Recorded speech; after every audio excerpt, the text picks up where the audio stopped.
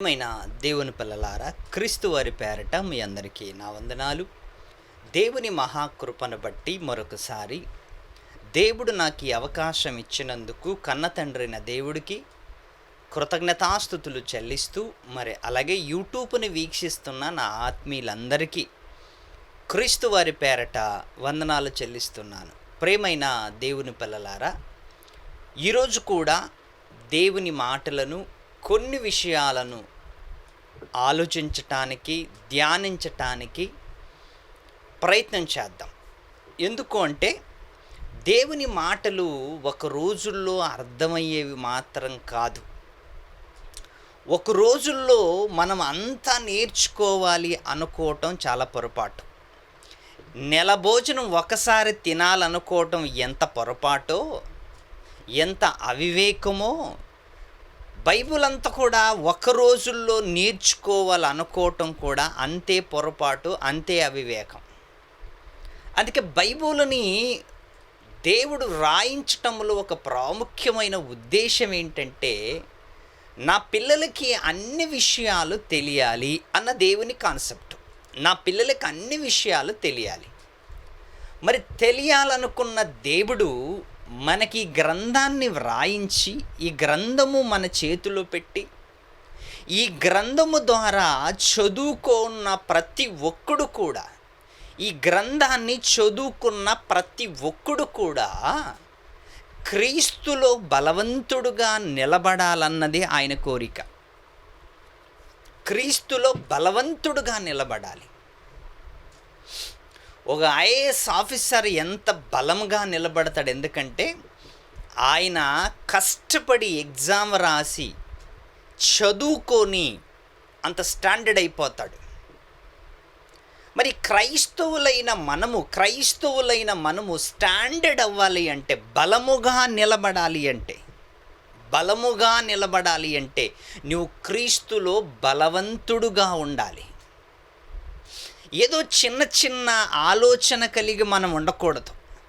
చిన్న చిన్న తలంపులు కలిగి ఉండకూడదు. ఎందుకంటే మన తలంపులు పెద్దవి, మన ఆలోచనలు పెద్దవి. ఎందుకంటే ఈ లోకంలో మనం ఆలోచిస్తున్న ఆలోచన 60-70 సంవత్సరాలకు సరిపడే ఆలోచన కాదు. మనం ఆలోచిస్తున్న ప్రతి ఆలోచన ఈ లోకములో బ్రతకడానికి కాదు, మరొక లోకాన్ని స్వతంత్రించుకోవటానికి, మరొక లోకాన్ని చేరుకోవటానికి మనం చేసే ప్రయత్నము మన ఆలోచనలు. అందుకే ఎప్పుడు కూడా మన ఆలోచనలు గంభీరంగా ఉండాలి, మన ఆలోచనలు అద్భుతంగా ఉండాలి. రేపటి ఆలోచనలా ఉండకూడదు, ఇప్పుడు ఆరిపోయే ఆలోచనలా ఉండకూడదు. రేపటి భవిష్యత్తును కట్టే ఆలోచనలు మనకు ఉండాలి.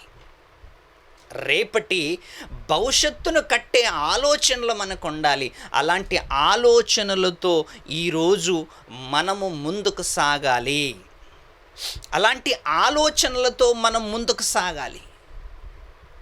లోకములో ఉన్నవాళ్ళు, లోకస్తులు ఇంత గంభీరంగా ఆలోచన చేయరు. ఎందుకంటే వాళ్ళకి ఫ్యూచర్ లేదు, వాళ్ళకి భవిష్యత్తు లేదు. నీకు భవిష్యత్తు ఉంది, నీకొక నిరీక్షణ ఉంది, నీకొక లోకం ఉంది, నీకొక తలంపు ఉంది, నీకొక గమ్యం ఉంది. నీ గమ్యము, నీ తలంపు, నీ లక్ష్యము, ఇవన్నీ కూడా నువ్వు సాధించాలి అంటే నీ ఆలోచనలు ఎంత పెద్దగా ఉండాలి ఆలోచించండి. నీ ఆలోచనలు పరలోకానికి పునాదులు, పరలోకానికి మెట్లేసే ఆలోచనలుగా ఉండాలి. నీ ఆలోచనలు పరలోకానికి ఇతరులు నడిపించే ఆలోచనగా ఉండాలి. అందుకే ఈరోజు క్రైస్తవులైన మనము చేయవలసిన పని ఏంటి తెలుసా? చిన్న చిన్న ఆలోచనలు కాదు, చిన్న చిన్న ఇసుకతో చెరిపే ఆలోచనలు కాదు. నీళ్ళు రాగానే మన తలంపులు మాసిపోయేలా ఉండకూడదు.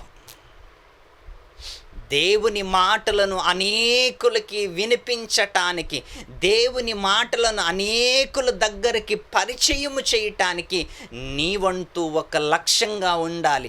నీకే ఒక లక్ష్యంగా ఉండాలి. బైబిలే నీకు ఒక లక్ష్యంగా మారాలి. అప్పుడే కదా నువ్వు నిలబడి అనేకులకి సువార్తను ప్రకటించేది. నీవే తలంపులు లేకపోతే, నీకొక లక్ష్యము లేకపోతే, నీకొక గమ్యము లేకపోతే నీ పరుగు పందెం ఎక్కడికి వెళుతుంది, నీ ఆలోచనలు ఎక్కడికి వెళతాయి నీకేం తెలీదు. నీకొక గమ్యం ఉండాలి, నీకొక లక్ష్యం ఉండాలి. అది క్రీస్తు దగ్గరికి నడిపించే లక్ష్యముగా ఉండాలి. ఈరోజు చూడండి, చాలామంది క్రైస్తవులైన వాళ్ళు ఏం చేస్తారంటే, ఈ లోక జీవనోపాధి కోసం ఈ లోకములో బ్రతకడానికే ఆలోచిస్తారు. కానీ పరలోకానికి వెళ్ళాలన్న ఆలోచన ఈ లోకములో చాలామందికి తక్కువండి. ఈ లోకములో సుఖ సౌకర్యాలు చూడాలనుకుంటారు, ఈ లోకములే అద్భుతాలు చూడాలనుకుంటారు, ఈ లోకములో జీవనాన్ని సాగించాలనుకుంటున్నారు. ఎందుకంటే ఈ లోకముతో వాళ్ళ జీవితం ముగిసిపోతుందేమనుకుంటున్నారు. మీరు ఆలోచించండి ప్రియులారా, క్రైస్తవుడుగా ఉన్న నీవు నీ ఆలోచనలు అతి గంభీరంగా ఉండాలి. ఒక మంచి మాట చదువుకుందాం. కొలస్సీయులకు రాసిన పత్రిక మొదటి అధ్యాయము 28వ వచనం. మొదటి అధ్యాయం 28వ వచనం. ప్రతి మనుష్యుని క్రీస్తునందు సంపూర్ణునిగా చేసి. నీ లక్ష్యం ఏంటి? నీ పనేంటి? ప్రతి మనిషిని, ప్రతి వ్యక్తిని క్రీస్తు దగ్గరకు నడిపించి ఆ వ్యక్తిని సంపూర్ణునిగా చేయాలి. గాలి కొదలేయకూడదు, విడిచిపెట్టకూడదు. మనల్ని విడిచిపెట్టి వెళ్ళిపోతారు, వెళ్ళనివ్వండి. ఒకవేళ ఎవరైనా నీ దగ్గరకు వచ్చారు అంటే, నిన్ను నమ్ముకొని వచ్చారంటే వాళ్ళని ఎలా తయారు చేయాలంటే తెలుసా? క్రీస్తులో సంపూర్ణునిగా తయారు చేసి, మొద్దుపోయిన గొడ్లను కంసలవాడ దగ్గరికి తీసుకెళ్తే ఎలాగైతే పదును చేసిస్తాడో, ఒక కర్రని కార్పెంటర్ దగ్గరికి తీసుకెళ్తే ఎలాగైతే ఒక బొమ్మను చేసిస్తాడో, ఒక మొండు బారిన మనిషిని దగ్గరకు వస్తే ఆ వ్యక్తిని క్రీస్తులో నీవు సంపూర్ణునిగా చేయాలి. ఆ వ్యక్తిని క్రీస్తులోకి నువ్వు నడిపించాలి అంటే, ఆ వ్యక్తిని క్రీస్తులో నువ్వు నిలబెట్టాలి అంటే, ఆ వ్యక్తిని ఎంత జాగ్రత్తగా కాపాడుకోవాలి నీవు ఆలోచించు. ప్రతి మనిషిని క్రీస్తునందు సంపూర్ణంగా చేసి ఆయన యందు నిలబెట్టవలనని సమస్త విధములైన జ్ఞానముతో మేము ప్రతి మనుష్యునికి బుద్ధి చెప్పుచు, ప్రతి మనుష్యునికి బోధించుచు ఆయనను ప్రకటించుచున్నాము. ఎంత మంచి, వాట్ వండర్ఫుల్ వర్డ్ ప్రియులారా.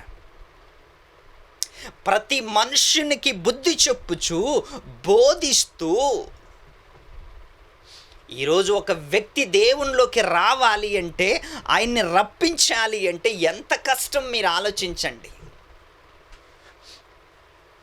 కార్యక్రమాలకి ఇన్వైట్ చేయటం సులభం, పెళ్ళిళ్ళకి ఇన్వైట్ చేయటం సులభం, బర్త్డే కార్యక్రమాలకి ఇన్వైట్ చేయటం సులభము. క్రీస్తులోకి ఇన్వైట్ చేయాలి అంటే ఆ వ్యక్తిలో ఎన్ని గుణాలు ఎన్నిటినో మనం ఏం చేయాలి? పోగొట్టాలి. లోక సంబంధమైన ఆశలు పోగొట్టాలి, ఈ లోక సంబంధమైన తలంపులు పోగొట్టాలి, ఈ లోక సంబంధమైన కోరికలు తెగ్గొట్టాలి. ఒక వ్యక్తి దేవునిలో నిలబడటానికి ప్రయత్నం చేయాలి. ఒక వ్యక్తిని దేవునిలో నిలబెట్టాలి అంటే ఏమంటుంది బైబిలు? ప్రతి మనుష్యునికి క్రీస్తునందు సంపూర్ణంగా చేసి ఆయన ఎదుట నిలబెట్టవలనని ప్రతి విధములైన జ్ఞానము. ఎన్ని జ్ఞానాలు యూజ్ చేస్తావో, ఏ విధంగా నీవు ప్రయత్నం చేస్తావో, ఏ విధంగా క్రీస్తులో ఒక వ్యక్తిని నిలబెడతావో, అది నీలో ఉంటుంది. 66 పుస్తకాలు తరాలలో యుగాలలో మరుగు చేయబడిన ఈ మర్మము దేవుడు నీకు బయలుపరిచాడు, దేవుడు నీ చేతిలో పెట్టాడు. అది 25వ వచనం చూడండి, మొదటి అధ్యాయము 25వ వచనం. దేవుని వాక్యము అనగా యుగాలలోను యుగములలోను తరములలోను మరుగు చేయబడి ఉన్న ఈ మర్మము, యుగాలలో తరాలలో మరుగు చెయ్యబడి ఉన్న ఈ మర్మము దేవుడు నీ చేతిలో పెట్టాడు. దేవుడు నీ చేతిలో పెట్టాడు. ఈ మర్మము సంపూర్ణముగా ప్రకటించుటకు మీ నిమిత్తము నాకు అప్పగింపబడి యుగాలలో తరాలలో మరుగు చెయ్యబడిన ఈ మర్మము మీ నిమిత్తము దేవుడు నాకు అప్పగించాడు అని పౌలు గారు కొలస్సీలకు మాట్లాడుతున్నాడు. కొలస్సీల సంఘానికి హెచ్చరిస్తున్నాడు. ఎందుకో తెలుసా? కొలస్సీ సంఘాన్ని సంపూర్ణంగా క్రీస్తులో నిలబెట్టడానికి, కొలస్సీ సంఘాన్ని క్రీస్తులో సంపూర్ణలుగా నిలబెట్టడానికి పౌలు గారు ఈ ఉత్తరాన్ని రాస్తున్నాడు. ఈ ఉత్తరం రాస్తున్నాడు అంటే పౌలు గారు సంఘం మీద ఎంత ఆసక్తి ఉంది, సంఘాన్ని ఎంత ప్రేమించాడు, సంఘాన్ని ఎలా నిలబెట్టుతున్నాడు, సంఘం భారం, సంఘాన్ని మోసుకుంటున్న, సంఘపు బాధ్యతలు తీసుకుంటున్న వాళ్ళకి మాత్రం అర్థమవుతుంది. అందులో నీ సహోదరైనా సహోదరుడైనా నీ ఆత్మీయుడైనా ఎవరైనా దేవునిలోకి వచ్చారు అంటే దేవునిలో వాళ్ళని ఎలా నిలబెట్టాలో తెలుసా? ఏదో వచ్చారు కదా, పోయారు కదా, వస్తే రాని పోతే పోని అనుకుంటే ప్రియులారా, దేవునిలో నిలబెట్టడం ఎంత కష్టం మీరు ఆలోచించండి.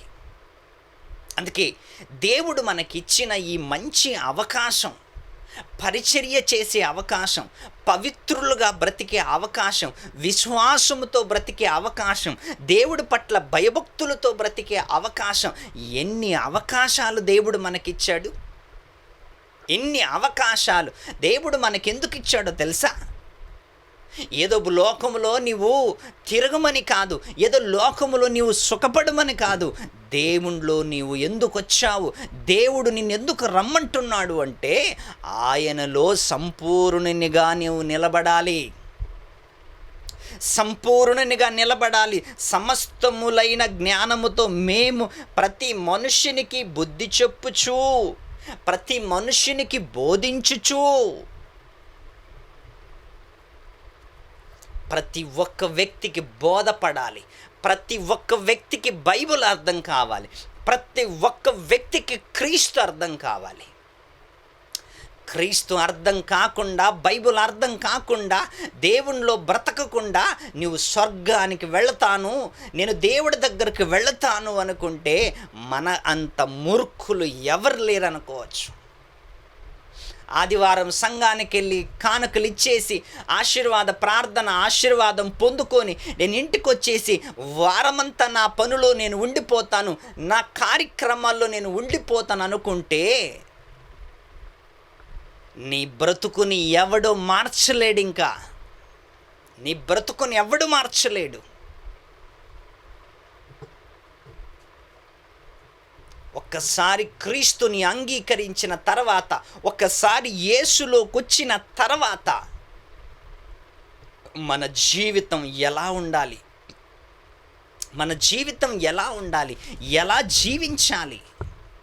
దేవుడిలోకి అయితే వచ్చాం కదా, దేవునిలోనైతే నిలబడ్డాం కదా, దేవునిలోనైతే బ్రతుకుతున్నాం కదా, ఇది సరిపోతుందా మన పరలోకానికి వెళ్ళటానికి? ఒకసారి మీరు ఆలోచించండి. ఒక మంచి మాట చదువుకుందాం. 4వ అధ్యాయం, అదే కొలస్సీయులు రాసిన పత్రిక 4వ అధ్యాయము.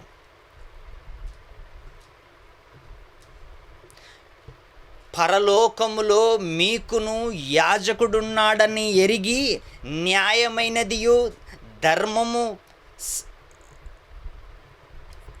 ధర్మమును సారమైనదియు మీ మీ దయాళుడై ఉండుడి. బాగా ఆలోచించండి ప్రియులారా. పరలోకములో మీకును యాజకుడై ఉన్నాడని న్యాయమైనదిగా చేయమంటున్నాడు, నమ్మకంగా ఉండమంటున్నాడు.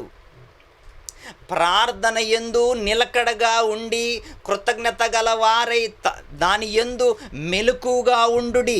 మరియు నేను ఏ బంధకముల్లో ఉంచబడుటకు కారణమై క్రీస్తు మర్మం విషయములో నేను ఏ బంధకాలలోకైతే వెళ్ళానో, ఎందుకు వెళ్ళాను అంటే క్రీస్తు మర్మమును గురించి ప్రకటిస్తూ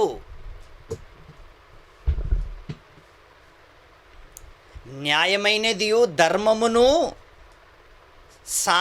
ధర్మసారమైనదియు మీ దాసుల ఎడల చేయుడి, మీ దాసుల ఎడల చేయండి. అంటే మన దేవుడి పక్షాన మనము దేవుడి దగ్గర ఉంటున్నప్పుడు, మనము దేవుడిలో నడుస్తున్నప్పుడు, దేవుడు మనకిచ్చిన ఈ ఆధిక్యత ఏంటో తెలుసా? లోకములో క్రీస్తులోకి అనేకులను మనము తీసుకురావాలి, అనేకులను మనం క్రీస్తులోకి రాబట్టాలి, దేవుడిలోకి రాబట్టాలి, క్రీస్తులో సంపూర్ణునిగా చెయ్యాలి. ఈ లోక సంబంధమైన జీవనోపాధిలో చిక్కకుండా, ఈ లోక సంబంధమైన అలవాటు కాకుండా సంపూర్ణంగా క్రీస్తులో నీవు ఎదగాలి, క్రీస్తులో నీవు ముందుకు సాగాలి, క్రీస్తులో నీవు పరిపూర్ణుడుగా ఉండాలి. ఒకే క్రైస్తవుడు అవుతావా? ఒక పేరు పెట్టుకున్నంత మాత్రాన్ని నువ్వు క్రైస్తవుడివేనా? నువ్వు క్రైస్తవుడని చెప్పుకోవాలి అంటే, నువ్వు క్రైస్తవుడు నీకు పేరు పొందాలి అంటే క్రీస్తులో నువ్వు సంపూర్ణుడిగా ఉండాలి. క్రీస్తులో సంపూర్ణుడిగా ఉంటావా? క్రీస్తులో వచ్చి వేషధారిగా ఉంటున్నావా? అందుకే ఈ లోకములో చాలామంది ఏం చేస్తున్నారంటే, క్రీస్తులోకి వచ్చామా, అబ్బాయమ్మ పని అయిపోయింది, ఇంకా మాకు పరలోకం దొరికినట్లే అనుకుంటున్నారు. మేము బాప్తీసం తీసుకున్నామా, మాకు పరలోకం రెడీగా ఉందనుకుంటున్నారు. చాలా పొరపాటు చేస్తున్నారు ప్రియులారా, చాలా పొరపాటులు చేస్తున్నారు. ఎందుకు అంటే, నువ్వు క్రీస్తులోకి వచ్చావు అంటే చేయవలసిన యుద్ధం ఒకటి ఉంది. నువ్వు క్రీస్తులోకి వచ్చావు అంటే, నువ్వు విశ్వాసంగా ఉన్నావు అంటే క్రీస్తులో పోరాడవలసిన ఒకటి ఉంది, పనుంది. ఇవన్నీ నడిచిపోయి క్రీస్తులోకి వచ్చాను, బాప్తీసం తీసుకున్నాను, ఇంకా నా పని అయిపోయింది అనుకుంటే నీలాంటి అజ్ఞాని ఎవరు లేరని అర్థం. నీలాంటి అజ్ఞాని ఎవరు లేనని అర్థం. మొదటి తిమోతి రాసిన పత్రిక 6వ అధ్యాయము 18వ వచనం. వారు వాస్తవమైన జీవమును సంపాదించుకుని నిమిత్తము రాబోవు కాలమునకు మంచి పునాది తమ కొరకు వేసుకొనుచు రాబోయే కాలానికి క్రీస్తులో నీవు సంపూర్ణంగా ఉండి, క్రీస్తులో సంపూర్ణుడిగా నీవు ఉండి రాబోయే కాలానికి, అంటే క్రీస్తు ఏ లోకములో ఉంటాడో ఆ లోకానికి నువ్వు మంచి పునాది వేసుకోవాలి అంటుంది బైబిల్. మంచి పునాది వేసుకోవాలి, నీ కొరకు వేసుకోవాలి, నీ సహోదరుల కొరకు నీవు పునాది వేయాలి. 2వ వచనం 21వ వచనం. ఓ తిమోతి, నీకు అప్పగింపబడిన దానిని కాపాడి అపవిత్రమైన వాటి మాటలకు, జ్ఞానమని అబద్ధముగా చెప్పబడిన విపరీత వాదములకు దూరముగా ఉండుము. ఓ తిమోతి గారికి చెప్తున్నాడు, ఈ లోకం అస్సలు మంచిది కాదు. ఓ తిమోతి, నీకు అప్పగింపబడిన దానిని కాపాడి అపవిత్రమైన వట్టి మాటలను, జ్ఞానమని అబద్ధముగా చెప్పబడిన విపరీత వాదములకు దూరముగా ఉండుము. వాదాలకి కనెక్ట్ అయిపోయావా? విపరీతమైన వాదాలకి కనెక్ట్ అయిపోయావా? వాడి వాదం, వీడి వాదం, వాడి వాదం, ఎవరెవో మాటలిని పిచ్చోడైపోయావా? ఎవరెవరో మాటలిని సత్యానికి దూరం అయ్యావా? ఎవరెవరో మాటలిని సత్యానికి దూరం అయ్యావు అంటే నువ్వు క్రీస్తులో ఎలా ఉంటావు? నువ్వు క్రీస్తులో ఎలా నిలబడతావు? తిమోతి గారికి చెప్తున్నాడు, కొలస్సీ సంఘానికి చెప్తున్నాడు పౌలు గారు, నీకు నాకు చెప్తున్నాడు పత్రికల దాల పౌలు గారు. అందుకే మనము క్రీస్తులో సంపూర్ణులుగా ఉండాలి. క్రీస్తులో సంపూర్ణులుగా ఉంటే మనము దేవుడి దగ్గరికి వెళ్ళే అవకాశాలు ఉంటాయి అని విశ్వసిస్తూ ఈ మాటలు మీకు